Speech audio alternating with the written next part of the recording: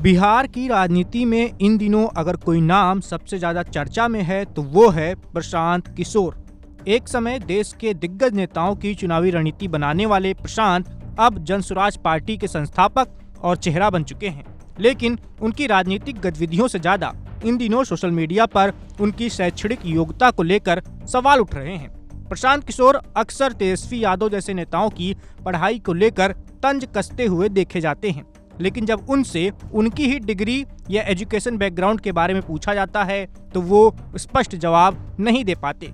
यही वजह है कि उनकी पढ़ाई को लेकर विवाद बनता जा रहा है। पीके मूल रूप से बिहार के रोहतास जिले के रहने वाले हैं। उनका परिवार लंबे समय से शिक्षा और सेवा से जुड़ा रहा है। उनके पिता डॉक्टर श्रीकांत पांडे सरकारी डॉक्टर थे और पत्नी जानवी दास भी मेडिकल प्रोफेशन में हैं।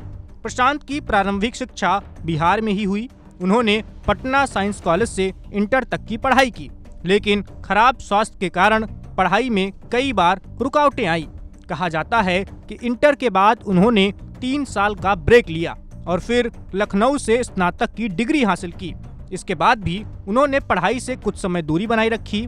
एक इंटरव्यू में उन्होंने स्वीकार किया है कि वो IIT जैसे कंपटीशन से बचने के लिए दिल्ली चले गए थे। बाद में उन्होंने संयुक्त राष्ट्र के साथ हैदराबाद में काम किया, जहां उनकी मुलाकात जानवी दास से हुई। प्रशांत किशोर ने दावा किया कि वो पटना साइंस कॉलेज के टॉपर रहे हैं। कुछ मीडिया रिपोर्ट्स में ये भी कहा गया है कि उन्होंने पब्लिक हेल्थ से जुड़ी कोई डिग्री या कोर्स किया है। इसके साथ ही दावा किया जाता है कि उन्होंने अमेरिका से भी ट्रेनिंग ली हुई है, लेकिन इन बातों की कोई आधिकारिक पुष्टि नहीं हो पाई है। न ही उन्होंने खुद किसी मंच पर अपनी डिग्री को लेकर कोई साफ जानकारी दी है। यही कारण है कि सोशल मीडिया पर अक्सर ये सवाल उठते हैं कि आखिर प्रशांत किशोर की पढ़ाई का सटीक सच क्या है। अब जब ये बात साफ हो गई है कि प्रशांत किशोर बिहार विधानसभा चुनाव 2025 नहीं लड़ने वाले हैं, तो उनकी डिग्री पर और भी सवाल उठने लगे हैं। लोगों ने कहना शुरू कर दिया है कि पीके चुनाव लड़ते तो उन्हें अपने चुनावी हलफनामे में पढ़ाई लिखाई का खुलासा करना पड़ता। इसी वजह से पीके ने चुनावी मैदान से अपने कदम पीछे खींच लिए।